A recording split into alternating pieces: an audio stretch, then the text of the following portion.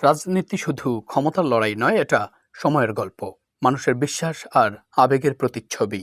দীর্ঘ ১.৫ দশকের বেশি সময় ধরে পশ্চিমবঙ্গের রাজনীতিতে মমতা বন্দ্যোপাধ্যায়ের নেতৃত্বে গড়ে উঠেছিল এক অপ্রতিরোধ্য শক্তি, যাকে অনেকেই বলতেন দিদির দুর্গ। কিন্তু ইতিহাস কখনো স্থির থাকে না, সময়ের সঙ্গে বদলায়। ৪ মে দীর্ঘদিনের আধিপত্য ভেঙে বাংলা দেখল এক নতুন রাজনৈতিক ভোরের সূচনা। সদ্য পশ্চিমবঙ্গ বিধানসভা নির্বাচনে ভারতীয় জনতা পার্টি বিজেপি ২০৬টি আসন জিতে নিরঙ্কুশ সংখ্যাগরিষ্ঠতা অর্জন করেছে। এর মাধ্যমে প্রায় ১৫ বছরের শাসনের অবসান ঘটেছে মমতা বন্দ্যোপাধ্যায়ের নেতৃত্বাধীন সরকারের। বিজেপির রাজ্য সভাপতি শ্রমিক ভট্টাচার্য জানিয়েছেন, ৯ মে ২৫শে বৈশাখ রবীন্দ্র জয়ন্তীতেই পশ্চিমবঙ্গের নতুন বিজেপি সরকার শপথ নেবে।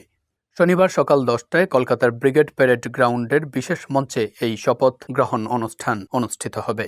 এদিকে পরাজয়ের পরও মুখ্যমন্ত্রী মমতা বন্দ্যোপাধ্যায় পদত্যাগ না করায় পশ্চিমবঙ্গে তৈরি হয়েছে সাংবিধানিক সংকট।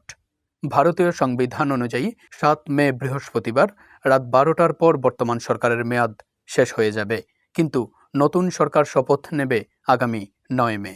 ফলে মাঝের ২৪ ঘণ্টা পশ্চিমবঙ্গের রাষ্ট্রপতি শাসন জারি হতে পারে বলে মত দিয়েছেন একাধিক প্রবীণ আইনজ্ঞ।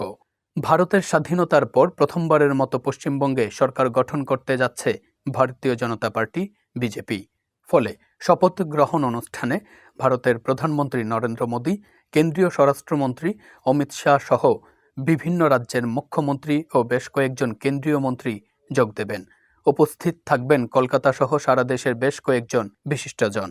এদিন শপথ নেবে রাজ্যের নতুন মন্ত্রিসভাও।